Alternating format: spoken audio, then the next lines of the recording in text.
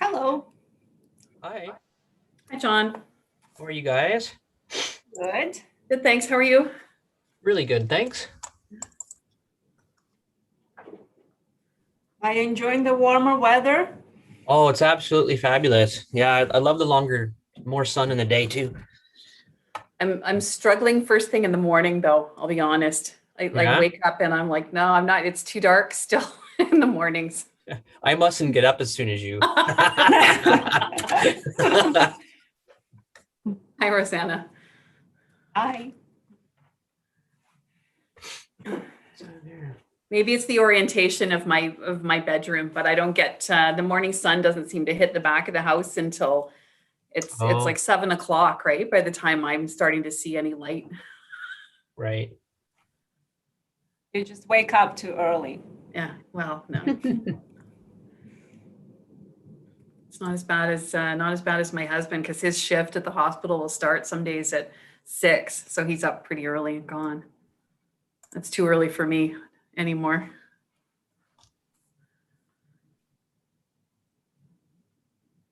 Oh, there's Bill. Hi, Bill.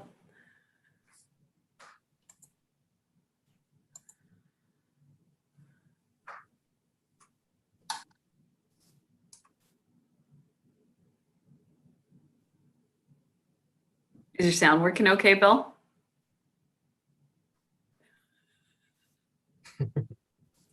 I'd say that's a no.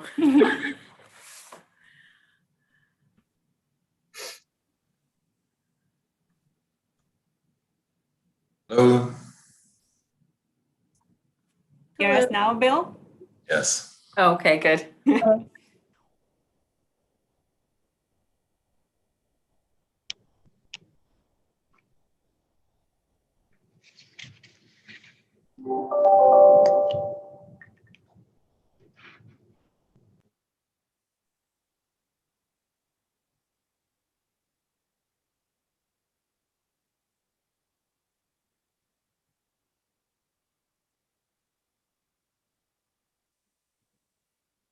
Just waiting for Paul and Jason.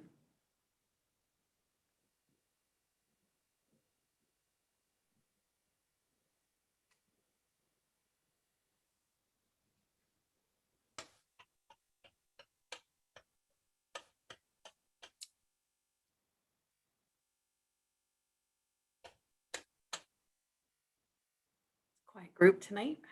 Yeah.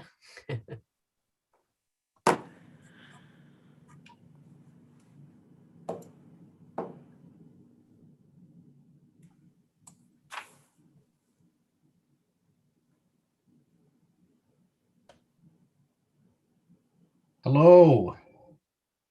Hello. Finally got the link to work. Bonjour. Hello. Sounds great. How's everyone tonight? Very good. Yeah, good, thanks. Lovely, lovely. Well, looks like we have everyone in attendance and we've got quorum, so that's wonderful. I will therefore call the meeting to order. We will then go into the recognition of Indigenous peoples and lands. So we'd like to begin by acknowledging the treaty territory of the Anishinaabe, which is defined within the pre-Confederation Treaty known as the London Township Treaty of 1796. Throughout time, this region has also become the current home to the Haudenosaunee and Lenni Lenape nations. With that, we have an agenda before us. Does anyone have anything that they're aware that needs to be added tonight or any revisions? Seeing none, can I have a motion to adopt the agenda? Mr. Milson, seconded by Ms. Wilcox. Any further discussion? Seeing none, all those in favor? It is carried. Great. Disclosures of interest. Does anyone have anything to disclose for any of the agenda items tonight? Great, seeing none. Approval of the minutes of the previous meeting. They've been distributed with the agenda package. Are there any comments and questions on the minutes? Seeing none, can I have a motion then to adopt? Ms. Anderson, thank you. Seconded by Ms. Wilcox, any further discussion? Seeing none, all those in favor? It is carried. Moving into communications, we have none that have been identified and no delegation requests for tonight. Consent items, we have 3 that have been identified as part of the omnibus agenda. Is there any that anyone would like to have pulled separately to have discussed? Seeing none, are there any questions on any of the consent items or comments? Ms. Wilcox.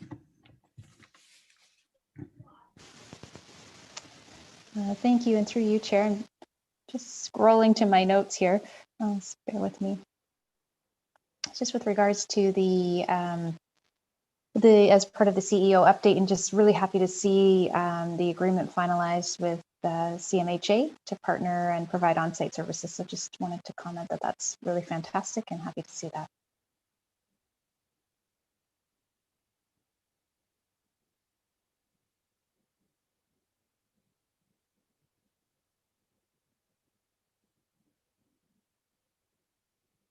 You're muted, Paul. I am There you muted. go. Thank you very much.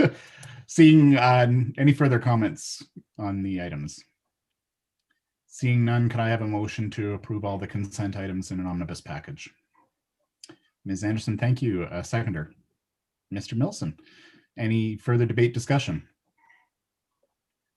Seeing none, all those in favor? Lovely, thank you very much. Reports in business. So we have a number that have been identified here, some things that are coming back after previous discussion at Committee of the Whole, which is great to see. So with the first one, I'll turn things over to Ms. Tapalashvili. I hope I pronounced that properly. And Diana, if I haven't, please correct me. Thank you, Mr. Chair. Yes, that was correct. Tapalashvili, it's Georgian, and I understand it's quite challenging.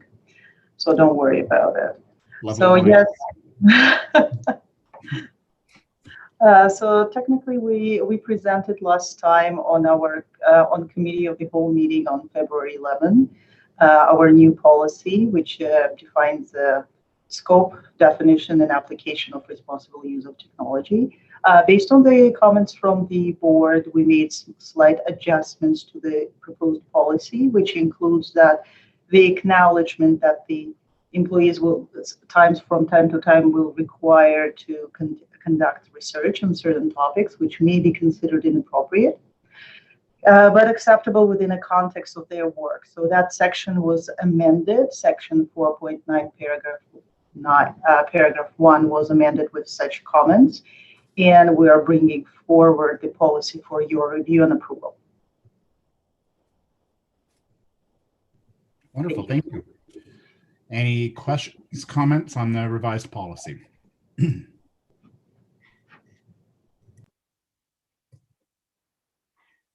That's a great work, and thank you for incorporating the feedback. Anything further from anyone else? And Jason, thank you for all your hard work. Any further debate, discussion? Seeing none, is there a motion to adopt the policy as per the motion? Thank you, Ms. Wilcox, seconded by Ms. Anderson. Anything further? All right, all those in favor? It is carried. Wonderful. Thank you very much. It's great to have that policy in place now, so that's fantastic. Moving on then to the use of force policy. Ms. Grant, I'll turn things over to you. Thank you, through you, Chair. So in the package, you will see the amended version of the use of force policy. Following the suggestions that were brought up at the last Committee of the Whole meeting, we've incorporated a number of amendments. And to put the policy through the anti-racism and anti-oppression lens, we've reviewed a number of different resources, legislation pieces, including Anti-Racism Act, Ontario's data standards for the identification and monitoring of systemic racism. We've reviewed City of London's Equity and Inclusion Lens Handbook. We've also reviewed City of London's use of force policy. And we've done consultation with our community engagement team. And we're very lucky to have a lot of feedback from the lived experience that some of our staff have. So we were able to incorporate some of that in the policy.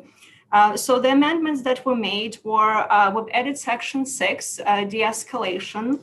And part of that, really, we wanted to bring a different approach to community safety. So we've incorporated that community safety specialists will engage with communities in a different way. They will try to get to know our tenants and our community members. They will participate in different community development initiatives where possible, trying to build trust and really get to know tenants and the struggles, perhaps, or the challenges that they're facing, so that when they interact and they're able to see things through their lens. We've also included, also here in section 6, we've included the de-escalation techniques that will be used, and really all the other alternatives to use of force before community safety specialists would resort to force if possible at all. So that would be absolutely the last resort. We've revised and expanded some steps under section 7.4 in case arrest is being made. And very similar, we kind of looked at it from the perspective of the individual who would potentially be under arrest. So we've included here situations, again, back to last resort for use of force, but also if we need to escort this individual to a private place, just so that they're able to maintain their privacy, their dignity, so that those interactions do not happen in common areas as much as possible. We've also included situations where community safety officers may need to do search. So they will certainly not be looking for anything in their possession, any kind of illegal substances. That will be for police to do. But they will look if there are any weapons that potentially could harm the individuals that are under arrest. So that is the lens that we put here. Another amendment is under section 9. So in case there are any breach of policy, we've incorporated how HR will be part of this process should that be needed. So it's not all left with the security manager. Under section 10, we've added data collection, data use, and data disclosure. And this will be done under the Municipal Freedom of Information and Privacy Act. We've attempted to look at different other ways of how we can collect data, and unfortunately, LMCH does not have authority under the Anti-Racism Act to collect self-identified race data for the purpose of use of force report. So that we weren't able to incorporate that piece. And under training, under sections 16.12 and 16.8, we've added additional training. So under section 16.2, we've added mental health first aid, and that was identified as a very important training for community safety specialists to have, because a lot of our tenants and non-tenants really struggle with mental health. We want to make sure that they're able to support individuals. And under section 16.8, we've included a variety of training on addictions, cultural awareness, inclusion, diversity, unconscious bias, anti-oppression. But we've specified that this will be a combination of internal and external training. And again, based on our staff feedback, we found that a lot of staff took some of the training, and external training is very good in sort of theoretical perspective, but coming to work in social housing, it's slightly different. It's very concentrated, and the issues that really our tenants face are so complex and interrelated that our community specialists will be able to see it from their lens to be able to support them. So we're asking for your approval of this policy. Thank you. Great, thank you. Questions, comments, Ms. Wilcox? Thank you, and through you, Chair. Really extending my thanks to staff for taking this away and taking another look at it. I think I really appreciate the work on and what's built into the policy around ensuring that the community safety specialists are part of the community and recognizing that important role that they play as part of that community. So I think that's really great. And with regards to the the addition to the training. I think it's good, and it's sort of a journey, I think, as we all learn and grow. So I think it would be great to hear, and I'm not sure, I don't think I would need a motion for it, but at some point, feedback on how that training is going and how, the general implementation of the program would be great, sort of at whatever interval makes sense. But I think, the use of a lens, and I think there's a lot of work being done, I think, across various sectors, right, of how and what an anti-racism, anti-oppression lens looks like. And so I think that will evolve over time as well, and recognizing that policy like that or lens also, when we implement that, it must take into account all facets of identity and an intersectional approach that recognizes that the implementation may be a bit different. So again, I'm really happy to see this and extend my thanks for the work. And I know it was a quick turnaround, and it's really important to have this in place. So thank you very much. Further questions, comments?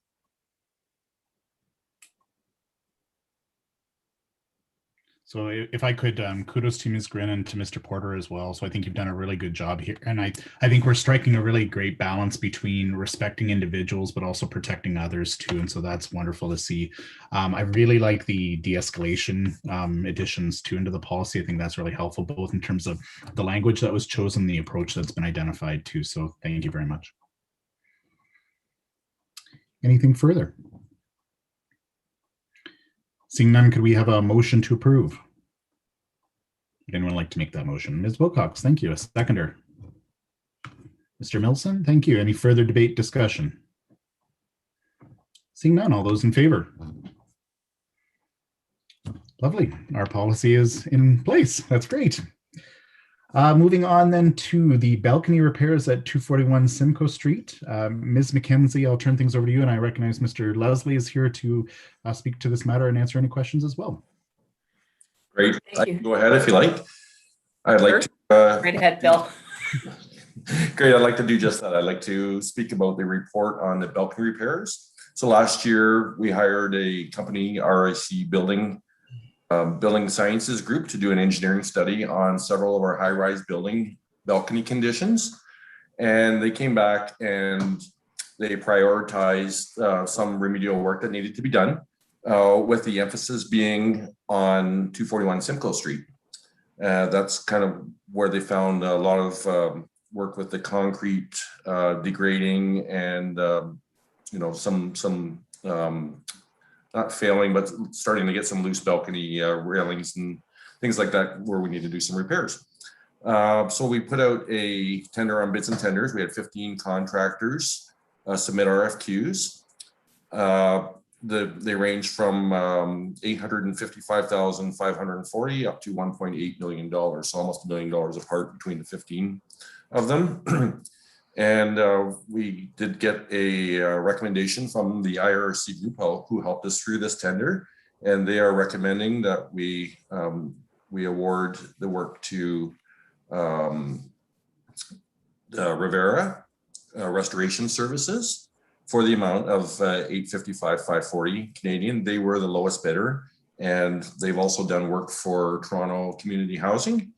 And we spoke with the project management team there as well, and they were very happy with their work. This work is going to go on Simcoe for at least the rest of the year. It's a big project.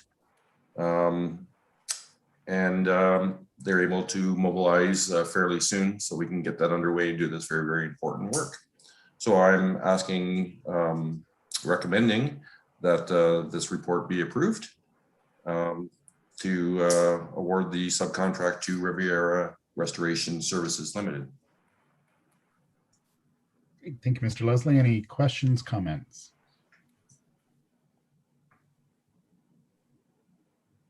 Ms. Wilcox. Thank you, and through you, Chair. Just thinking back to the asset management plan, and just wondering, this is obviously really important work, and how that sort of helps us on that asset management journey with this work being done this year. Yes, that's a great question. That is in the asset management program. And so we did have several buildings selected to do this, and there was money put aside in the asset management plan, with this one taking priority this year. And then in subsequent years, there'll be other buildings that will have work done. But this one was the one that needed it the most. Ms. Anderson. Thank you, through you, Mr. Chair. Do units need to be vacated to conduct this work, or is they somehow just block off the balcony to go about it? Mr. Leslie. Yes, that's a great question. All the work will be done from the exterior. We will be putting locks on all the doors, a one-sided lock from the outside, which they won't have access to, and it won't be for the whole project. It'll be done when that drop is done. It's done on swing stages, much like they do window washing. And so it'll go down, and then we would be locking off those balcony doors with a set of locks that we will then keep for capital projects and use on other buildings in the future. So all the work is on the outside, and there should be the biggest difficulty in the past for this sort of thing is actually getting everything cleared off of the balconies. And we do have a company that's going to help us do that, and they've worked with us in the past. And so they come and work with the tenant and just help them, place things for them and make sure they understand the work that's going on, so we don't have the contractors doing it. Okay, that's great. Thank you. Further questions, comments? I just have a few. One, I'm just wondering if you could provide some clarification. In the engineer's report, they indicated that the work was going to be phased in because there's some prioritization of the various work that had to be done. And it seemed like it was going to be done over a couple years, but the report indicates that the work's going to be done by November. I'm just wondering if you could clarify whether it's like, what's the time for it? Is it all going to be done in one shot, or is it going to be phased in a couple years? So their report said like some things were more important than others. If they had loose railing or something, obviously that would be a priority one. But because we're going to be on site, it makes sense to take on the whole building. So they are all getting new railings, and because they'll be on every single balcony, then they will address any problems that there are with the concrete and rebar and that sort of thing. Even the ones that were not inspected at the time of the report, they will be looked at during this time here. Okay, that's great. The second question I had is, well, first a comment. I really appreciate the follow-up with the references to look at the companies, especially when you indicate there's a bit of a $1 million swing between the various bids. That's very significant and substantive.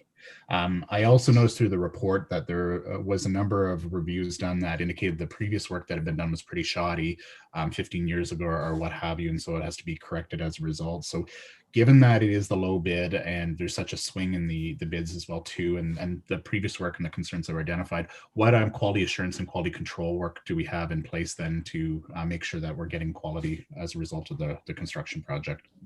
So our consultant engineering company, IRC Building, the ones that did the engineering report, they will be doing weekly visits and engineering studies to look at the work that's been done, to qualify it, and to ensure that there's nothing getting covered up or anything like that. So they're on site because they are really the experts on this. Yep. And then they will be doing payment certification. So basically people won't get paid.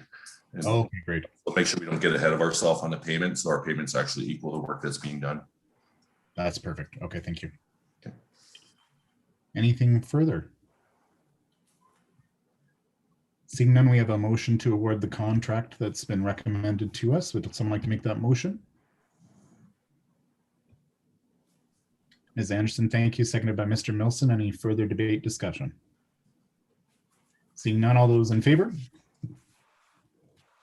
It is carried. Thank you, Mr. Leslie. Appreciate your hard work on that. Okay, thank you very much. All right, moving into our next item, it is the governance review. There's some materials in the package. I'll turn things over to Ms. Wilcox.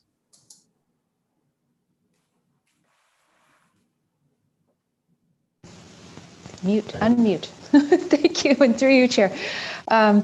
So at our last meeting, we had a bit of a discussion about the work required as next steps for the board with regards to the governance review. So in the added agenda, that item that was circulated, I've tried to provide an overview of sort of the key components from the governance review, which set a framework for the subcommittee that needs to be established, as well as the work that's required of that committee.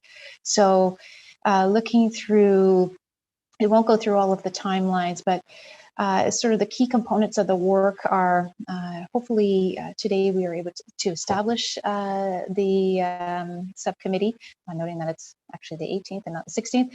And then sort of the larger components of the work are developing guiding principles for how the recruitment will be undertaken. Also, you know, that it lends itself as well to us perhaps a second meeting around developing a skill set matrix for those new sort of characteristics and skill sets that are outlined in the shareholder agreement. The revised shareholder agreement, it will be going to Municipal Council for approval as part of the, or consideration by the Strategic Priorities and Policy Committee on April 6th, and then approval on April 13th. And then sort of finalizing that, and there's a sort of a high level timeline of when the posting may go out, and that is completed by the city clerk's office.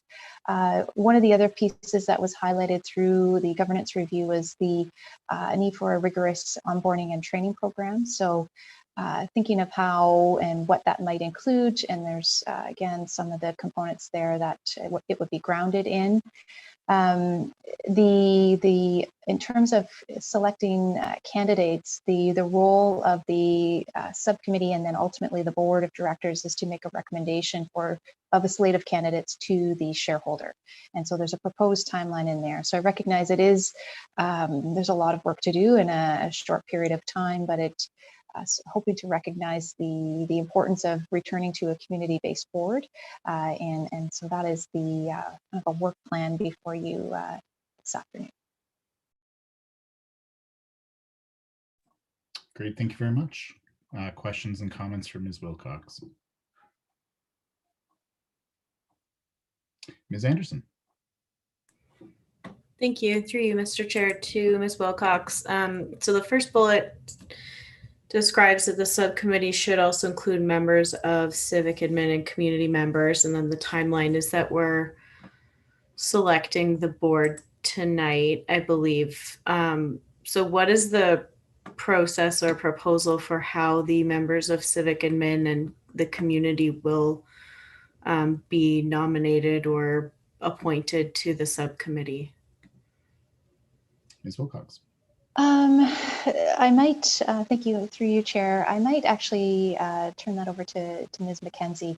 I think there are some previous processes, so I don't think we're looking for a formal appointment process in terms of, at least I hadn't considered that, in terms of how it's appointing members of our board to serve in that function on the subcommittee, and then I think it may be sort of at the discretion of Ms. McKenzie around which members of LMCH staff participate in that.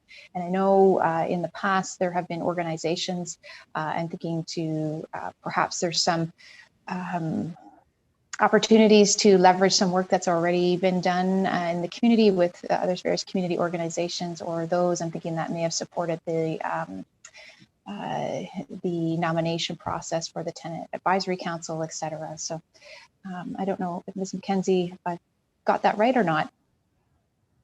Thank you, through you, Chair. That's what I had envisioned, Chair. It was that we would have the subcommittee of the board determine this evening. We can discuss amongst the senior leadership who from our organization will sit on that, and then I think we will be able to leverage some community members. We had some other community agencies and community members that were involved in the selection process for our Tenant Advisory Council. We would be able to potentially draw some of those in, and we'll get that work done probably next week. really realistically, it needs to be relatively quick because the timelines are pretty aggressive, but that would be how I would suggest that we would want to move that forward to include them in the process. Ms. Anderson? Okay.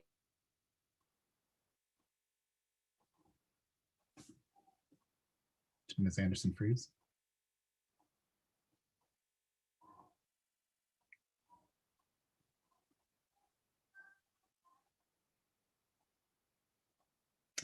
Okay, well, while we're waiting for Ms. Anderson, are there any further questions, comments? And just for clarification too, it's my understanding from reviewing the documents that the nominees from the subcommittee would return to the board for endorsement to municipal council as well too. So I think that's an important thing to know. I have just a couple comments. Well, actually, one's a question. I'll start with that. The timeline, and thank you very much for to both of you for all this hard work and putting this together, because I think it's really, really helpful. The revised shareholder agreement that's being prepared by the city clerk, I'm wondering if that returns or comes to the board for review and recommendation to municipal council as well. I don't know if we have a role in that or if that's just independent, given that we've already taken the recommendation for it as to the principles that we articulated with the presentation. We actually haven't seen the revisions for the actual shareholder agreement at all. I don't know if you're able to speak to that at all and what our past process has been. Sure, thank you, and through you, Chair. So as I understand the process, the approval by the shareholder of the recommended changes, then it's within the purview of the city clerk to take that, put it into a report that comes from her and I believe the city manager as well. And that's how that goes forward to the shareholder for the agreement to be revised. So I understand that that report is sort of under development and it would incorporate all sort of notations in where we had a specific recommendation around a change to the various sections throughout the agreement. Okay, that's helpful. The other question I had too is about the meeting number 4 identified for onboarding and training program.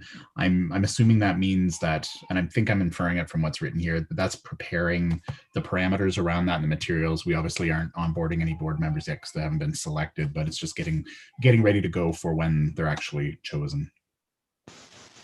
Yes, thank you again through you, Chair. That's correct. It would be sort of to set the framework. One of the key pieces that we heard through the governance review and as part of the stakeholder interviews was the importance of having a pretty rigorous, I guess, effort to train and onboard individuals, given the importance of the work and also the breadth and scope of all things related to LMCH. So yeah, it's sort of to set a framework.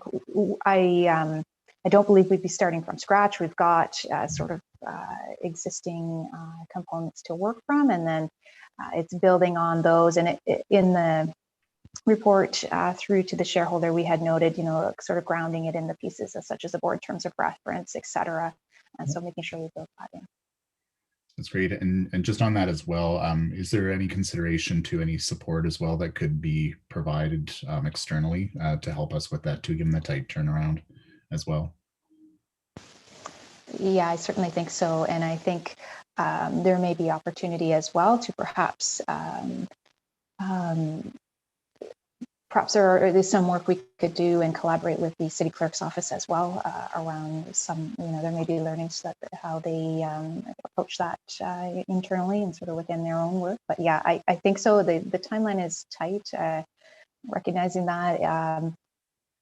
It's also sort of, in speaking with the city clerk, June is also the timing when we would typically bring forward, I believe, the like the annual general meeting with the shareholders. So in an ideal world, you can bring these pieces together. I think there's risk and just a big time lag in, thinking through how we might approach recruitment and all of those things when you get into the summer months. That's very, very difficult. So that almost puts us into September. So, and recognizing that's, we're into Q3 at that point. That's true. Yeah, so from my perspective, I think that the timeline's really well laid out, and I support the aggressive timeline because I think it's appropriate as well too. So hopefully Ms. Anderson's able to join us because I think she did have another question. Mr. Milson, do you have anything? Actually, I do. Through the chair, I believe part of the conversation we had with the shareholder was that at least one member of the current board would remain for continuity purposes. And I wondered when the best time to have that conversation would be in terms of, I'm suspecting it would be it'd be after we go out and canvas to see what skill sets we need and what come available through an interview process to really look at which particular board member might be asked to stay on for another term of some length. So I guess that's all I wanted to mention was maybe where did we see that kind of in the whole process? Am I right in saying that, Chair? Was that where there was some thought of continuity? Yes. Okay. Yeah, you're correct, Mr. Milson. There's two members that. Oh, two members. Okay. Part of a recommendation for a one-year term, but I'll turn things over to Ms. Wilcox. Right. Yes, and thank you, and through you, Chair. Yes, so if you, in the timeline, I believe it's around the week of May 31st. So yes, so sort of after Okay. we've gone through that, Okay, there it is. here. Yeah, Right. that we Yeah. approved the recommendations of the subcommittee, including Perfect. nominating the two members of the interim board. And yes, I think I would agree. It's sort of good to do that once the community process has been completed. And then, yes, I think that's a great observation. And I think that timing fits with what we've outlined.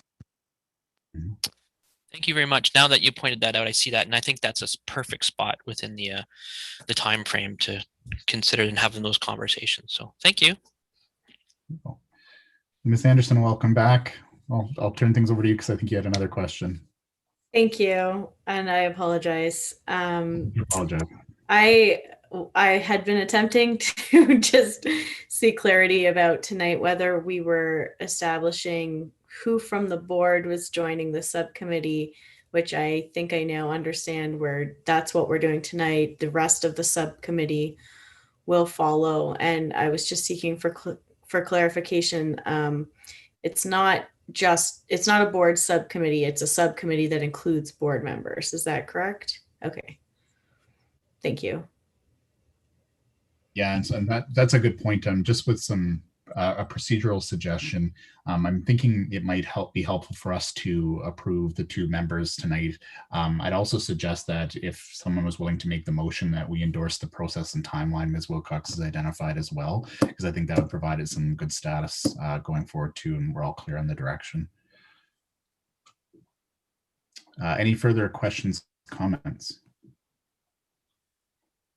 Seeing none, I would suggest then that we open the floor for nominations then for board members that would like to, self-nominations are okay, that would like to be part of the subcommittee. Ms. Wilcox. Thank you, and through your chair. I guess this is a self-nomination, but I think I could offer some helpful support, sort of from a continuity perspective, and as the lead for the governance review. I almost see this as a continuation of that work, so I'd be pleased to continue on and support the work ahead. Thank you very much. Further nominations?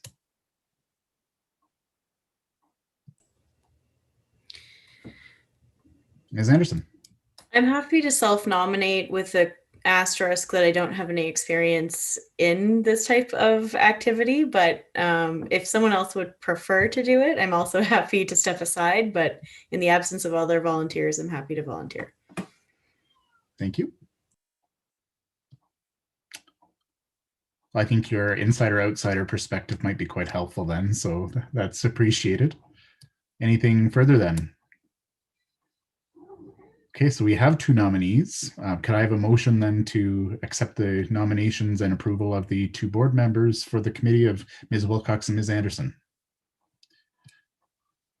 Mr. Milson, I'll second that. Take it clean. Any further debate and discussion? Seeing none, all those in favor? Lovely. Thank you very much for your willingness to serve. That's great. Then with the suggestion, would someone like to move a motion to endorse the principles and timeline, or sorry, the process and timeline as established by Ms. Wilcox in her correspondence? Ms. Anderson, thank you. Seconded by Mr. Milson. Any further debate and discussion on that? Seeing none, all those in favor? That is approved. Thank you. And thank you very much to you, Ms. McKenzie, for all that hard work. So I think we've got a really good path going forward. So I think council will be very excited to have the community board coming into place. All right. And with that, that brings us then to new business and inquiries. We didn't have any that were identified. I don't know if anyone has anything that has arisen over the course of the conversation. Seeing none, in-camera matters, we don't have any.